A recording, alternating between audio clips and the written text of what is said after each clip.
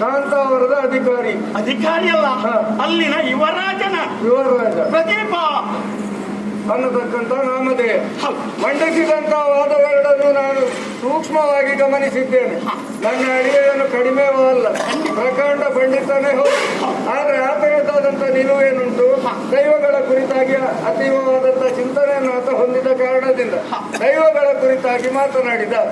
ದೈವಗಳೇ ಸರ್ವಸ್ವವಾಗಿರುವುದಾಗಿದ್ರೆ ಧರ್ಮಕ್ಷೇತ್ರದಲ್ಲಿ ನೆಲೆಸಿದಂಥ ಧರ್ಮದೇವತೆಗಳು ಅಲ್ಲಿಂದ ಆಗತಕ್ಕಂಥ ಅನಾಚಾರ, ಮತ್ತೊಂದು ಕೊಲೆಯೋ ಅತ್ಯಾಚಾರವೋ ಮತ್ತೊಂದು ಸುಮ್ಮನೆ ಕಣ್ಣು ಮುಚ್ಚಿಕೊಂಡು ಯಾಕೆ ಕುಳಿತಿದ್ದಾವೆ? ತಮ್ಮದಾದಂತಹ ಪ್ರತಿಭಟನೆ ತೋರಿಸಬೇಕಿತ್ತು. ದೇವರು ತೋರಿಸಲಿಲ್ಲ. ಯಾಕೆ ಅಂತ ಹೇಳಿದ್ರೆ ಪ್ರಪಂಚದಲ್ಲಿ ಕೆಟ್ಟದ್ದನ್ನು ಹೊಳೆಯಬೇಕಿತ್ತು. ಆ ಉದ್ದೇಶದಿಂದ ಅವರ ಕೀರ್ತಿ ತೋರಿಸಬೇಕು ಮುಂದಾಗಲಿಲ್ಲ. ಇದು ಕಲಿಯುಗ. ಈ ಕಲಿಯುಗದಲ್ಲಿ ದೇವರು ಒಂದಲ್ಲ ಒಂದು ರೀತಿಯಲ್ಲಿ ಪ್ರತಿಯೊಬ್ಬನನ್ನು ಬರೆಯುತ್ತಾನೆ. ಒಬ್ಬನಲ್ಲಿ ಕೆಟ್ಟ ಗುಣವನ್ನು ತುಂಬಿದ್ರೆ